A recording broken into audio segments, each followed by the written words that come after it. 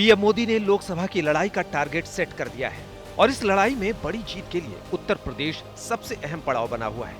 ऐसे में जिस वक्त बीजेपी एक एक सीट पर प्रत्याशियों के नाम पर मंथन कर रही है, ठीक उसी वक्त उत्तर प्रदेश में मंत्रिमंडल विस्तार की तैयारी हो रही है। सूत्रों के मुताबिक यूपी में होने वाले मंत्रिमंडल विस्तार में सुहेल देव भारतीय समाज पार्टी के ओम प्रकाश राजभर को मंत्री पद मिल सकता है। इसके साथ ही एसपी छोड़ बीजेपी में आए दारा सिंह चौहान और विधानसभा चुनाव में आजम खान को हराने वाले आकाश सक्सेना मंत्री बनाए जा सकते हैं। वहीं आरएलडी के राजपाल बालियान के साथ प्रदीप चौधरी या चंदन चौधरी को भी मंत्री बनाया जा सकता है। लोकसभा चुनाव से पहले यूपी में होने वाला मंत्रिमंडल विस्तार अहम है, क्योंकि इसमें यूपी में सीट बंटवारे का फॉर्मूला भी छिपा हुआ है। क्योंकि जानकारी के मुताबिक यूपी में सहयोगी दलों को सीट देने पर फैसला हो चुका है। जानकारी के मुताबिक यूपी में बीजेपी ने सहयोगी दलों को 6 सीटें देने की रणनीति बनाई है, जिसमें आरएलडी और अपना दल एस को 2-2 सीटें दी जाएंगी। वहीं निषाद पार्टी और ओम प्रकाश राजभर की पार्टी के खाते में 1-1 सीट जाएगी। सूत्रों के मुताबिक आरएलडी को बागपत और बिजनौर सीट दी जा सकती है, जबकि अपना दल के खाते में मिर्जापुर और रॉबर्ट्सगंज सीट जा सकती है। एसबीएसपी को घोसी, जबकि निषाद पार्टी को संत कबीर नगर सीट मिल सकती है। हर चुनावी सभा रैलियों में पीएम मोदी सिर्फ बीजेपी नहीं, एनडीए की बड़ी जीत का दावा कर रहे हैं। अब लोग कह रहे हैं तो आपका आशीर्वाद है, अब की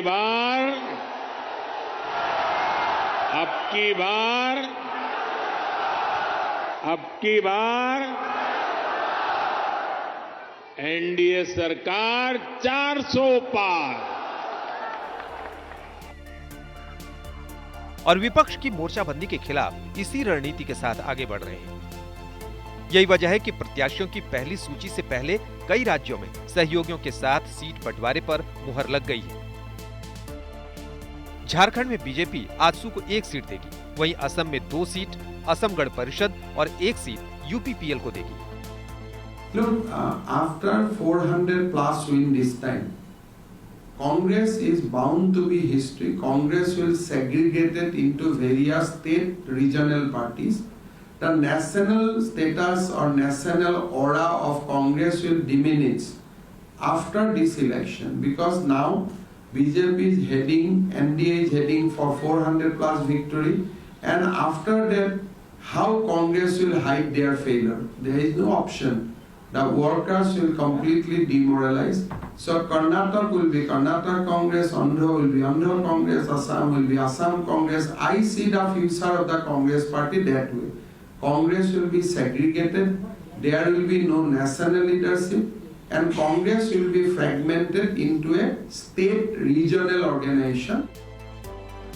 हालांकि बिहार और महाराष्ट्र जैसे बड़े राज्यों में सीट बंटवारे का फॉर्मूला अभी नहीं आ सका है। हरियाणा की सभी सीटों पर बीजेपी की तैयारियों के बीच जेजेपी पर संशय बना हुआ है। प्रत्याशियों के नाम और सहयोगी दलों से सीट बंटवारे के साथ बीजेपी मिशन लोकसभा की ओर बढ़ रही है, तो विरोधी दलों की ओर से बीजेपी पर हमले तेज हो रहे हैं। 2014 में जब सत्ता में आए थे, कहा एक बार सत्ता में ले आकर के देखो, एक बार। अब ये कह रहे हैं हमें बार बार लाओ। गरीबी वहीं, अनएम्प्लॉयमेंट बढ़ा, महंगाई बढ़ी, किसानों की हालत और खराब हुई। अब पूंजीपतियों के संपत्ति को जोड़ करके अगर देखा जाए तो एक अलग बात है, लेकिन आम जनता के लिए कुछ तो है नहीं। आम जनता बेहाल है। लोकसभा की चुनावी जंग करीब है। बीजेपी प्रत्याशियों की पहली लिस्ट जल्द आ सकती है। ऐसे में प्रत्याशियों के नाम सामने आने के बाद चुनावी जंग और तेज होनी तय है। दिल्ली से हिमांशु मिश्रा के साथ आज तक ब्यूरो।